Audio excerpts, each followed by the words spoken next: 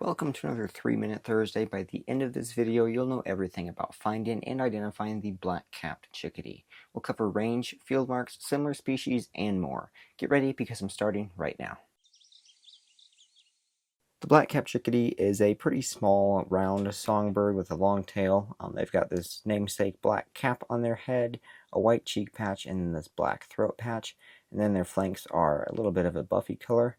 And then their back is a gray color. They also have a very short bill, which kind of makes their head look bigger and gives them more of like this big head look. As far as range goes, these birds prefer mixed and deciduous forests, forest edges, parks, backyards. They can be quite common. If you want to find these guys, my first tip would be to listen for their song. It's a distinctive chickadee, dee, dee, dee. It's loud and clear. And then another cool thing about chickadees is they often flock with other birds. So if you see some small songbirds like a tufted titmouse or ruby-crowned kinglet, there could be some chickadees mixed in. And likewise, if you see some chickadees, pay attention because they could be in a mixed flock of other birds too. So if we look at their range, the purple means that they are found there year-round. So more of a northern bird. The Carolina chickadee, which we'll cover in a little bit, is their main confusion species, and their range is more of in the southwest here. Their range doesn't overlap with the Black Capped Chickadee that much, but there is a small fine line at the edge of the Black Capped Chickadee's range where they do overlap with the Carolina chickadee. So now let's go on to some confusion species. The first one is the Carolina chickadee. They look very similar and in the wild can be sometimes impossible to tell, especially if they hybridize. Where the ranges meet, there is probably like a 45-mile line of confusion where they're either hybridized or just really hard to tell apart.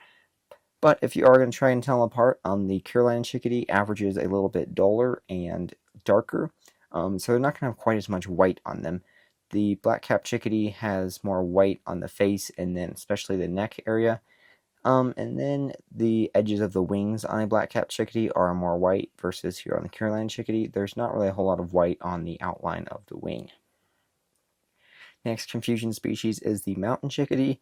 Mountain chickadees are a lot easier because they've got this white stripe on their head, and they actually have another stripe on the other side of their head.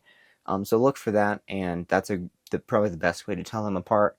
Their range does overlap quite a bit in the western U.S. Mountain chickadees are not in the eastern U.S. And Canada, so you're not going to have any trouble with them. And then the next confusion species is the boreal chickadee. Their ranges do overlap some. The boreal chickadee has a brown cap instead of a black cap, and then their flanks have more of this brown color too. If you like this 3-Minute Thursday format and you want to up your bird identification game one bird at a time, go and check out this playlist right here for all of the other 3-Minute Thursdays. It's a great way to up your bird identification game and just get really confident in identifying one bird. So I'll see you in the next one.